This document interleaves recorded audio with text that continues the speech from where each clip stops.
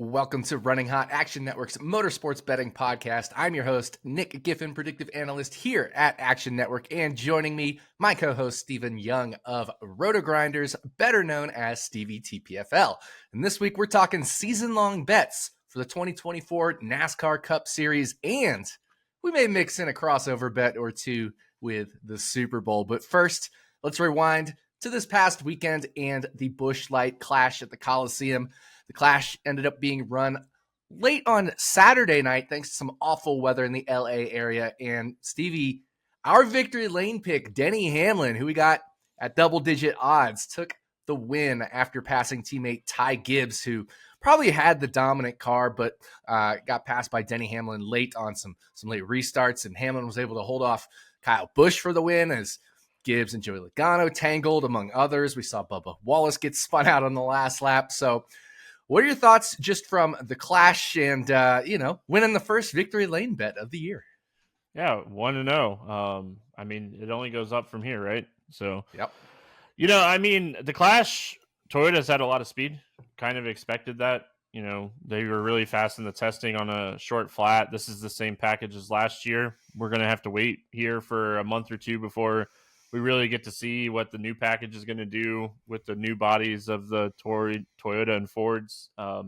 They were not expecting a new package, and we'll talk about that in a second. But, yeah, I mean, Toyota was fast. It was great to see Denny fast. It was great to see Ty Gibbs fast. I think that Ty Gibbs is someone, in the betting market that we're going to be taking advantage of a lot this season, especially early. So, if you can find – I know his win prop for the season is over a half a win, but it's minus 160. If you could find that around minus 130, that is definitely one. It's that funny. I was going to give that on this podcast. I had it eyed. It was minus 120 at one point before the Clash, and then as the Clash was going on, it moved. I was watching the odds during the Clash. It moved all the way to minus 160 as he was dominating that race. So I was hoping to save over half a win on Ty Gibbs for this particular podcast, but I just can't do it at minus 160, minus 165 in that neighborhood. But you're right. It was great to see Ty Gibbs run up front. I definitely think he's grabbing a win or two this year. For me, it's the Joe Gibbs third-year driver trend. Every single one of their drivers wins by their third year, except for Daniel Suarez. If you look back in history, whether they're in their first 3 years with the team, whether they've been a veteran in the series or coming in as a rookie, every Joe Gibbs driver, except for Daniel Suarez, wins within their first 3 years with the team. And I don't think it's going to be any different for Ty Gibbs, because it's his third year of the team. I mean, he's subbed in at 23-11 technically, but it's an extension of Joe Gibbs Racing. So I'm kind of counting this as his third year with the team. And I think Ty Gibbs is definitely pulling off a win or two this year. But I agree. I thought the Clash was kind of what we expected. The big names, the big teams ran up front. We didn't see too many surprising names run towards the front. I know a couple guys had some good practice kind of qualifying efforts, if you will, with the way qualifying worked out, but ended up being the big names at the front. So no major surprises there in terms of drivers running up front. But that was the Clash. We're 1-0 on victory lane this year. But we got to look ahead to the 2024 season. I'm excited. We have Daytona right around the corner. We're going to have speed weeks next week. We've got, of course, qualifying and then the duels and then the 500. But that's just one of 36 points paying races. Obviously, we're also going to have the All-Star race. So we have an exciting season ahead of us. And that includes some new drivers in some new places. If we look, for example, at Stewart-Haas Racing, we have Josh Berry filling in for the retired Kevin Harvick in that 4-car there. We have Noah Gragson taking place of Eric Almirola in the 10-car. We have Carson Hocevar in the number 77 car as a teammate to Corey LaJoie. So a lot of drivers, new places. Daniel Hemrick coming into Colleague there. So Stevie, first of all, talk about, maybe your thoughts on some of these new drivers and new places. Do you expect any of them to surprise? What are your thoughts on the driver changes? I think Noah Gragson's in the best spot. Personally, he got to run this car for a majority of the season last year, so he kind of already has a foot up on these other guys. Justin Haley ran the cars the last 2 years, but he's getting a downgrade in equipment going to Rick Ware Racing. So I think Gragson has the best chance. He's going to be in a Stewart-Haas car. Tony Stewart's very excited about Noah Gragson. So I think he has the best chance to have the best season. Daniel Hemrick, I highlighted this in an article already. 1 top 5 in 47 Cup starts, 1 win in 186 Xfinity starts, and no win in 50 truck races. So the guy is closing in on 300 career Cup races or NASCAR races and has 1 win. So I think that we're going to see Colleague kind of struggle a little bit this season. They're going to have rotating drivers in the other car. Might be a down year for Colleague just in general. I think John Hunter's in a fantastic spot as well. Legacy going over to Toyota. They've highlighted, Jimmy Johnson has highlighted the fact that they were like a second or third tier with Chevy, and they are getting top tier stuff from Toyota. So I think that John Hunter and Noah Gragson's in the best spot. Josh Berry's the wild card. He's a phenomenal race car driver. He's getting older. He's getting towards the end of his prime as far as racing, age. So Stewart-Haas struggled for speed last year in general, and we saw Kevin Harvick struggle in that car. I just don't know if Josh Berry is the answer. Good opportunity for Berry. I just don't know what to expect from him. So big things I'm expecting from Gragson and John Hunter, and then I'm a little worried about, really all the other changes. Yeah, exactly. I'm definitely with you there. I definitely think John Hunter's in a great spot as well. Just in that Toyota camp, he's got Eric Jones as a teammate. We know Eric Jones is a great driver. You and I have both been high on him over the years.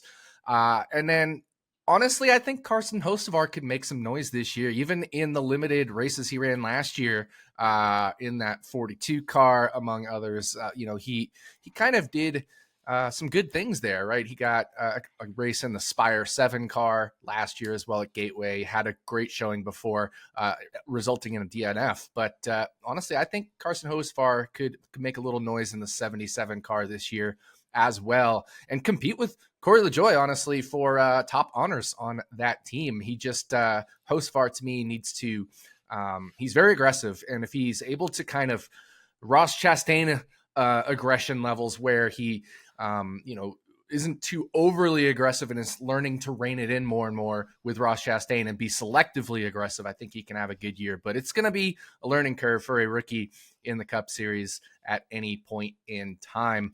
So those are kind of the major driver changes that we've looked at. We've got some other changes. We talked about it a little last week, but maybe we can elaborate more about the body changes to the Toyota and to the Ford. So both of these manufacturers coming in with new bodies for 2024. How do you think that'll shake things up? What is Chevy doing? No announcement from Chevy this past season I thought was interesting. Everyone knew Ford was going. Toyota jumped right on board as well. So, that's my first thought is what are we expecting from Chevy with them? We're going to expect better things from Toyota and Ford. They designed these bodies after this new car, so they're going to be better. Look at the speed that we saw. We just saw it at the Clash. The 3 fastest cars were Gibbs, Toyota, Joey Logano, Ford, Denny Hamlin, Toyota. The best Chevy was probably Kyle Busch, and he got up into the top 3, but he wasn't able to compete speed-wise with those Fords and Chevy or Toyotas. So, and we saw that at the test. There was a lot of optimistic about how fast Toyota was with the test. My biggest thing with the new Toyota and Ford changes is when Toyota and Ford designed these bodies, they did not know that NASCAR was going to use a new short track package. Chevy is going to have an advantage, I think, on the short tracks at the beginning of the season, or it's going to be the complete opposite, and these two bodies are going to be extremely good on the short track package, and they're going to dominate. So I think it matters a lot, and you're going to see that with our season-long bets. I know you and I both are very high on Toyota. So I think, first of all, the biggest thing here is what is Chevy doing? Second of all, let's see how the Toyota and Ford changes matter. And the third thing is, from everything I've read and heard, Ford is giving up some super speedway speed with this new body, and that right there reflects big time on what we're going to see next weekend in Daytona. And I think we'll be paying attention very closely to the duels to see how much really are they giving up with this new body. Yeah, and to that point, not only maybe is Ford giving up a little bit on the super speedway side, but I've heard that the Toyota nose is nice and flat and really good for pushing. So maybe we see a little bit of balance of power shift in super speedway racing, and maybe Toyota kind of takes the lead from Ford on the super speedways this year. We already know what Chevy's got on the super speedways. They're good, but they weren't as good as the Fords last year. So it could be a little more balanced, but maybe with Toyota taking the lead on the super speedways. And like you said, we're going to find out quickly. Not only do we have the Daytona 500 and the duels, but right after that, we have another drafting race in Atlanta. So the first two races of the year are going to be drafting races. And so we won't really know where these cars stand on kind of the intermediate style until we get to Las Vegas in the third race of the year, and then short flat track racing at Phoenix in the fourth race of the year. So those are going to be some two major races, Phoenix and Las Vegas. So I should say Las Vegas, then Phoenix. Some two major races there to pay attention to so we can get an idea of what these teams, these manufacturers look like in the various packages. Stevie, any other, you mentioned the kind of the rules changes on the shorter, flatter tracks. Talk about those, and then maybe any other major rule changes you're eyeing and how that might affect betting in 2024. Yeah, I don't know how much the short track package is really going to affect betting. I think that's something we're going to have to just kind of wait and see. But I think the two biggest things that are going to affect betting this season is road courses are going back to stage breaks, which I think is the biggest thing for betting, because it's now you're not trying to predict the fastest car. You're trying to predict the fastest car that you think is going to be on the best winning race strategy. So maybe a car that's really fast that already has a win that doesn't necessarily need the stage points. So I think the road course going back to stage breaks is the biggest thing on the betting side. And I think qualifying is huge. They have changed how they're going to do Group A. I mean, the Group A and the Group B drivers that don't make the top 10 this year is like Group A is going to be evens and Group B is going to be odds, or vice versa. And now we're talking like we might have good drivers that might just have one bad qualifying lap start 5 or 6 rows further back because of this new qualifying change. So, yeah, I mean, I think it's really interesting. If you're in a group that's really fast and you have like 8 or 9 really fast cars, and like you're now starting like 16th or 18th because you didn't make it into the top 10, there might be some potential value in outrights or top 10s, top 5 bets. So I think for betting, those are the two things that we're really going to be paying attention to as far as changes this year. I do prefer this qualifying format compared to what we had the past couple of years, because there often was a discrepancy between the groups just in track conditions. Yep. And so, the driver that qualified 6th in their group, right, they wouldn't have made the top 5 to go to have a final round qualifying effort. But if they were in the slow track conditions group, they wouldn't have been starting 11th or 12th. Sometimes they were starting as far back as like 16th, 17th, 18th, which was a little unfair knowing you were 6th fastest in your group and then ended up starting way back there. And we almost saw that this past weekend in the Clash. We had 6 groups in qualifying. Chase Briscoe was fastest in his group and almost didn't make the Clash. He was the last car in because he had the slowest track condition group. So I thought that was something that was kind of interesting. So I think that's going to be, like you said, a big thing if you just have a fast group. Now, there are times it's track conditions that affect your group speeds, and then there's other times where maybe you just get a lot of good cars in one group. And like you said, if you're have one little bad lap, one little slip up in a fast car group, and all of a sudden you're starting 22nd, that might open up betting value on that driver. So I think that's a really important point. You mentioned the stage break cautions at road courses. We'll definitely be talking about that.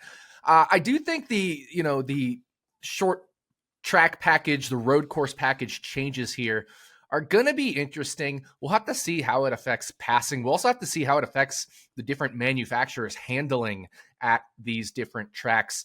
I know, for example, 2 years ago, the Toyotas really struggled on road courses, and then they kind of figured out the road course package last year. Does it affect them this year? We saw For example, the Fords last year, they struggled in, especially early season, in shorter flat tracks because of the nose design that was made to kind of reduce drag and reduce downforce. So that was one of those things where they were better at some of these higher speed tracks, but struggled a little when it mattered in terms of like handling and things like that. So just something to keep an eye on as we go through these various races. And then finally, Stevie, of course, this is the season-long podcast. So we're going to be making some season-long bets. We're going to be talking about season-long wins, season-long head-to-heads or point standings, championship bets. What are your just kind of overall thoughts when we're trying to handicap season-long betting? I mean, I think the books did fantastic this year as far as outright championship odds. Last year we saw a lot of value. We talked a lot about outrights to win the championship on this podcast last year, but I feel like there's not a ton of value in what we saw in speed last year. So I think now we have to like switch gears. I know some books are offering like, winning manufacturer bets and, which manufacturer is going to do this. And there's some books that are offering wins. So I think just overall knowing like which book is offering what and trying to find value is the best way to take advantage of season-long bets. I mean, you're tying your money up for 36 weeks, probably longer than that this year because we have the Olympics. So if you're not finding a lot of like big-time value, just wait. I mean, we have a ton of stuff coming up with 36 races.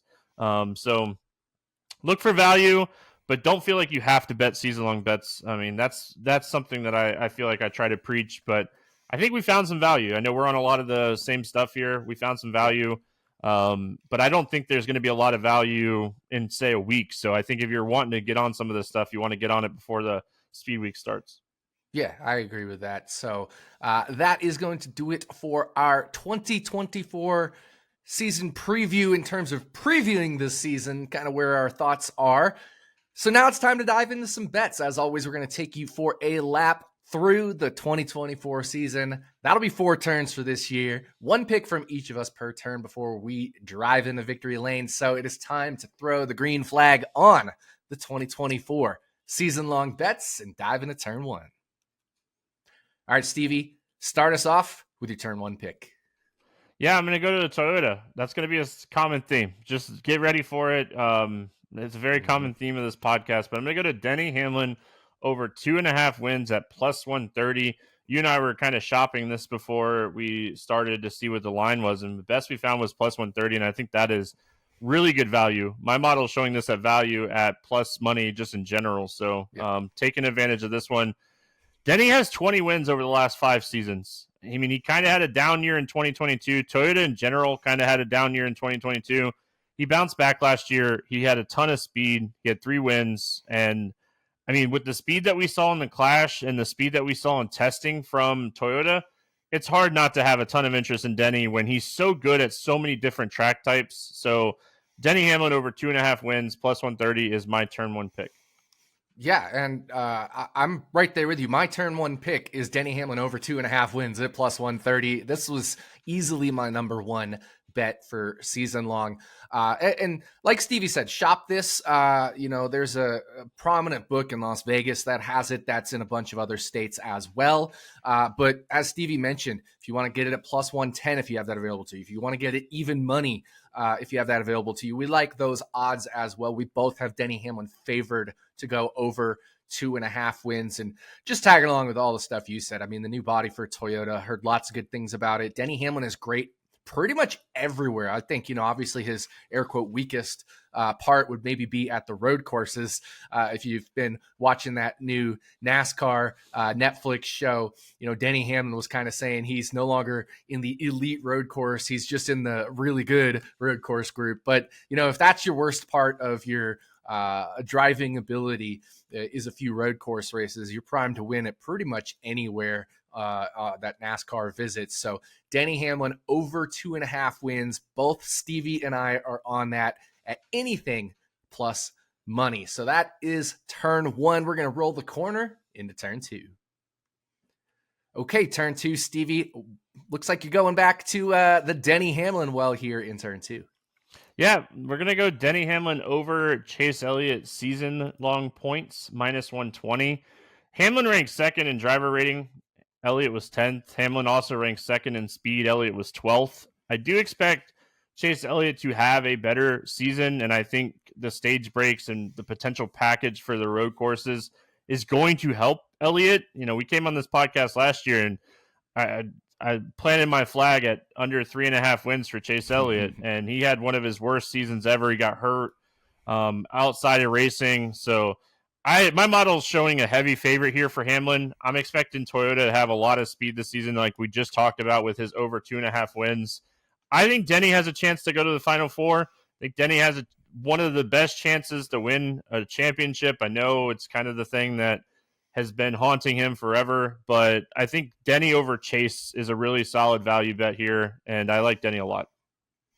Yeah, I'm right there with you. I think Denny Hamlin season-long points. I mean, you just mentioned it. Denny Hamlin ranked better than Chase in pretty much every major metric last year, and it certainly was a down year for Chase Elliott, and that's why my turn 2 pick is Chase Elliott over 1.5 wins at -120.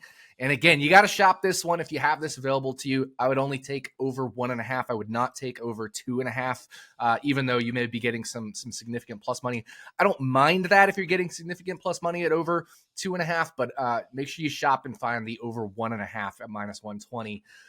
Again, that same book that was hanging the Hamlin plus 130 is hanging Chase Elliott over 1.5 at -120.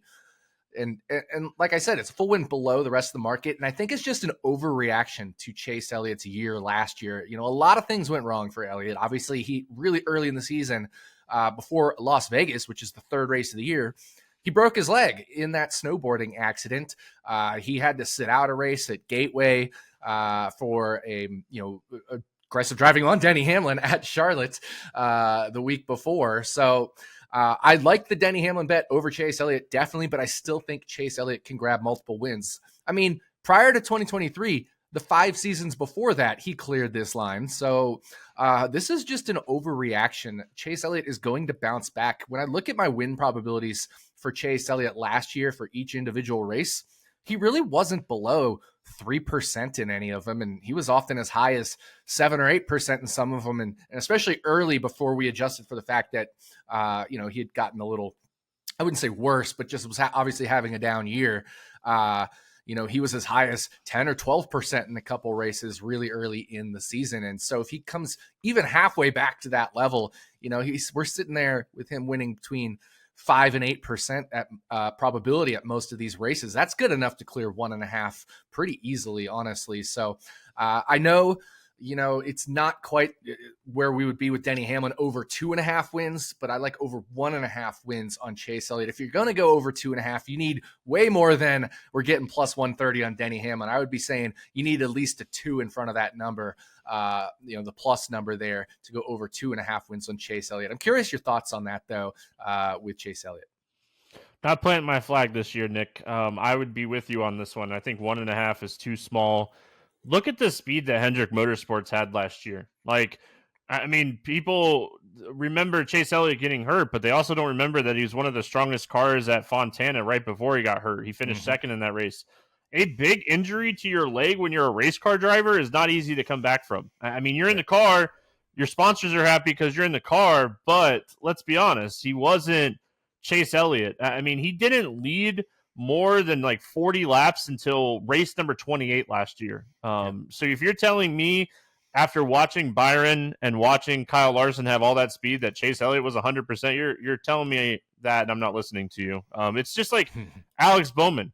Yeah. Alex Bowman was really strong. He got hurt. He struggled. So with this new car, if you end up missing 3, 4, 5 races, you're so far behind. There's been so much that has been made up on you in that period. So starting fresh, starting with the new packages this year, I think that 1.5 is definitely a number that I'd get over. And like you said, 5 years in a row coming into the last year, Chase had won at least 2 races. So I think he bounces back this year. And I just hope that Denny scores more. Yeah, exactly. It's possible to win both of these bets Yes, for sure because Yep. we're doing a season-long head-to-head, which is points, and then Chase Elliott can still have his 2 wins, and we'll all be happy. And one other point I didn't even mention: Chase Elliott's a great road course racer. We're gonna have 5 or 6 of those this year. We've got 6 super speedway races this year. If you count Atlanta as the drafting race, so he can always win any of those. Yep. That's a good chunk of races there that he becomes one of the favorites in, or at least equal to the field, even if he's still having kind of a down year. But I don't think he will. And you mentioned it's so hard to come back, but especially from a leg injury like Chase Elliott had, because you're literally using your legs to drive, and also Alex Bowman's back injury. You do a lot of race car driving through your feel, through your lower back and your butt. And if you break your back, that is certainly also going to affect your feel of the car. So maybe a potential bounce back for Alex Bowman as well. So we've finished turns 1 and 2. We're going to head down the back stretch of the season. But before we get into turn 3, I want to remind you all, Running Hot is proudly presented by BetMGM. Use bonus code ACTION when signing up to get $158 in bonus bets when you bet $5. For new users in Arizona, Colorado, Illinois, Indiana, Iowa, Kentucky, Louisiana, Maryland, Massachusetts, Michigan, New Jersey, Ohio, Pennsylvania, Tennessee, Virginia, West Virginia, and Wyoming. Terms and conditions apply. Must be 21 or older. Gambling problem? Call 1-800-GAMBLER. All right, turns 1 and 2 are down. We've gone down the backstretch, and it's time to head into turn 3. All right, Stevie, 2 turns down, 2 turns to go. What do you got for us in turn 3? Yeah, I've bet 2 outright champions this year, and both of them are in turn 3 for us. So I'm with you on yours. I've already bet mine as well. But Kyle Busch at 16-1 to win the championship. Kyle ranked top 10 in speed and driver rating. It was his first year with Chevy, back with Chevy, and it was his first year with RCR. He won 3 races. He had got off to a fantastic start. And we kind of talked about it. Chevy could benefit if Toyota and Ford struggles with this new package because they weren't expecting the new package with the car. My model is showing value at 16-1 here on Kyle. I'll have it closer to like 12-13, and most books have this at like 12-14. So definitely want to shop this around. There's a few books that have it at 16-1, and I like the 16-1 number. I think Kyle is always someone that like can turn it on in the playoffs, and I think the playoff race is actually set up pretty good for Kyle this year. So if he can have a above average year like Kyle Busch that we're used to, we're going to see him in the championship 16, and then it's just from there, see how it kind of plays out. Yeah, I mean, I hope it's a great year for guys named Kyle. I would love that, given my IndyCar fandom there. But yeah, Kyle Busch, I think certainly, like you said, he can turn it on in the playoffs. When he gets hot, he can reel off a bunch of victories. 3 wins last year, and now, like you said, he gets another year with the team, second year with Richard Childress Racing. I think they'll continue to kind of improve and gel as a team there. And mine is also a kind of a longer shot championship pick in turn 3 here. And I'm going to go with Ross Chastain to win the championship at 22-1. And I know it sounds kind of, like meh, but think back to 2 years ago when after a handful of races, we got him 60-1. And then all of a sudden, halfway through the year, he's down 12-1, 14-1, and people are still betting him there and are excited about betting him at 12 or 14-1. This is, again, kind of, I would say, not really an overreaction, but just kind of a bit of a reaction to last year where he got eliminated in that second round, I believe it was. So didn't even make the top 8 there. But, I still love this bet. All Ross Chastain has to do is make the championship 4, and then he's right in contention given how good he's been at Phoenix. And this is kind of a Phoenix play for me. If you look around, he's around plus 350 to plus 400 to make Phoenix. And then all of a sudden, he may be favored to win Phoenix, right? 2 years in a row in the championship race, he has had the best car. He did not win 2 years ago. That went to Joey Logano, who won the race. But remember, Joey Logano had Ryan Blaney maybe Blaney had the best car. It was kind of arguable, like Blaney and Chastain had the best car both years in a row. But at worst, Chastain had a top 2 car at Phoenix that year. Blaney was kind of playing wingman for Logano, and Chastain was catching them. Blaney could have passed Logano, and then Chastain could have passed Logano, and that would have cost Logano the championship, because certainly Ross Chastain was better than Joey Logano towards the end of that race. And then last year he goes out and wins the race, even though he wasn't one of the championship 4 drivers. So Phoenix, great track for Ross Chastain. He has another top 3 finish there from 2 years ago. So in 4 starts there, he's posted some amazing results at Phoenix. So if he makes it to Phoenix, he's a legitimate championship threat. So 22-1, just too long for me, Stevie. Yeah, like I said, I bet this one too. I was looking at the Phoenix data, and that's half of betting an outright champion is who's fast at Phoenix. Like, yeah, I mean, NASCAR, it's such an interesting sport because it's predictable as far as trying to predict speed, but it's one of the most unpredictable things because, I mean, anybody can get a flat tire and get knocked out of the race at any point. So looking at the championship 4 just in general, and then looking at how cars perform at Phoenix is a great way to look at outright bets. So Chastain, like you said, and you'd think, right? You'd think Trackhouse just says, hey, that car just goes back over in the corner and it doesn't get touched again until Phoenix championship weekend. Because basically that's what Penske told us they did with Joey Logano's car from the year before. That was the car that Blaney won with was Joey Logano's car the year before that. And they said they didn't run it in between those races. So you want to know how important Phoenix is? There's a bunch of $1 million just sitting in a corner in these race shops waiting to go back for one race out of the 36. And you only are allotted, I think, 5 to 6 cars each team. So that's how important Phoenix is. Exactly. So kind of a Phoenix play there, but we know Ross can make the championship 4. He's already done it once in his career. So why not a second time? So I'm going to take Ross Chastain 22-1 for turn 3. So that leaves 1 turn left before we drive into victory lane. And of course, that's turn 4. All right, last turn, Stevie. Looks like we are going back to the Toyota well here. What do you got for us? I'm going to go to the 2024 Cup Series winning manufacturer Toyota, plus 185 here. I really like this one. I get it that they don't have as many cars in the field as like Ford and Chevy, but they shouldn't be the longest odds in this ever. I mean, 4 of the top 7 fastest cars last year were Toyotas. They in speed, and 3 of the top 5 were Toyotas. So they're adding a new car, which we've already kind of expected them to be stronger in general. Legacy Motor Club is coming over with a young driver in John Hunter that is very aggressive. Eric Jones is coming back home to Toyota, where he's had a ton of success in his NASCAR career, and they're just going to be better overall. So now we're looking at the potential of 7 drivers that can go out and win any race. Like, you give me a Toyota, we might be talking Toyota bets all year, because, I mean, there's just 7 guys that can easily win each and every week. And some races are going to be 8 because we're going to get some Jimmy Johnson exposure this year as well. So just really like where Toyota's at. I really like Joe Gibbs Racing this year, and I really liked the Toyota camp just in general. Yeah, I'm right there with you. I think, Toyota is going to be super strong this year. They always are.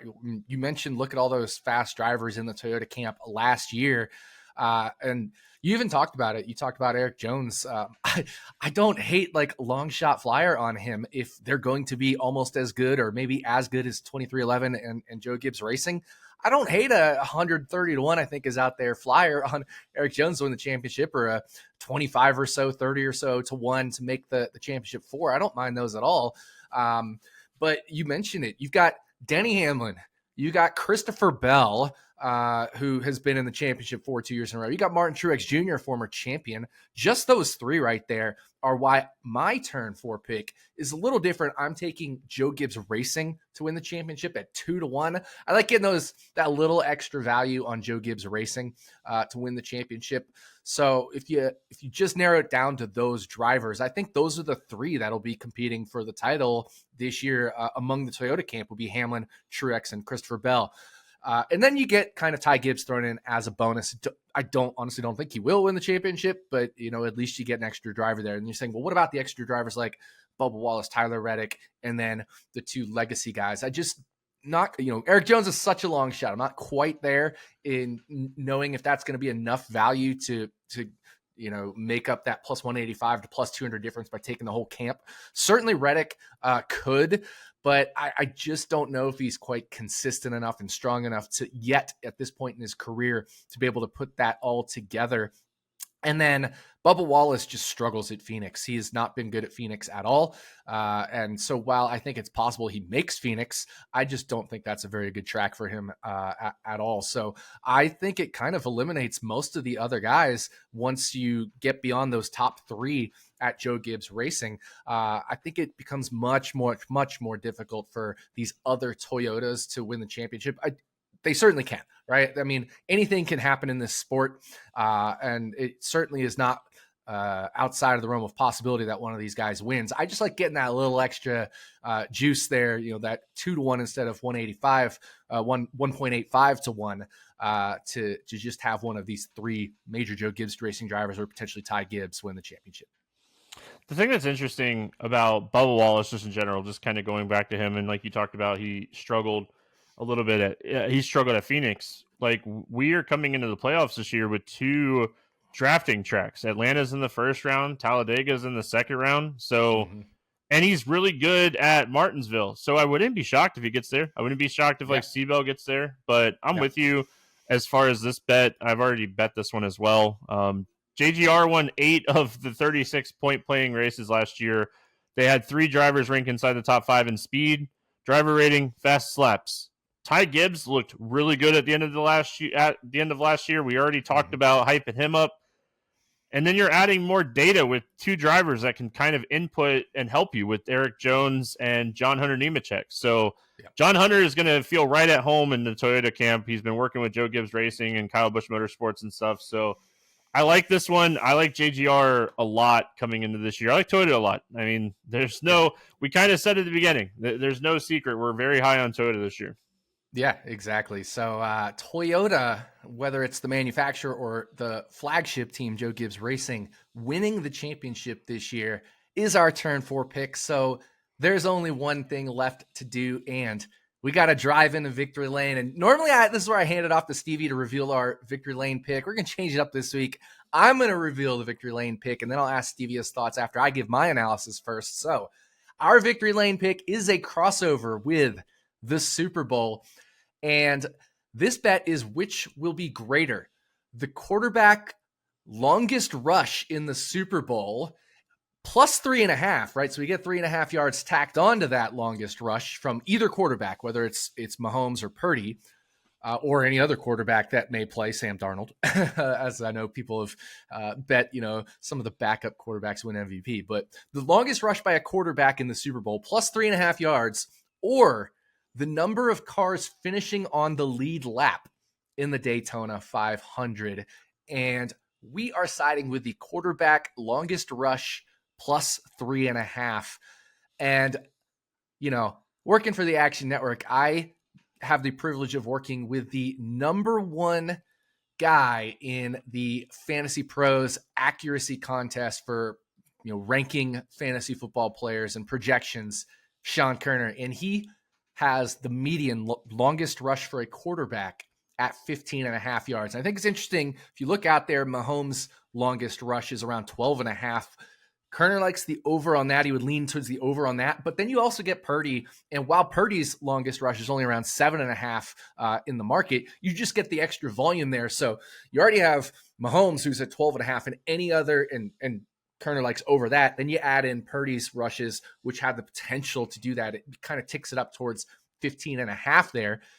And that's the median number that Kerner came up with. And then we get to add 3.5 yards to that. So that puts us at 19 for the quarterback, as like kind of our median projection when we add the 3.5 yards there.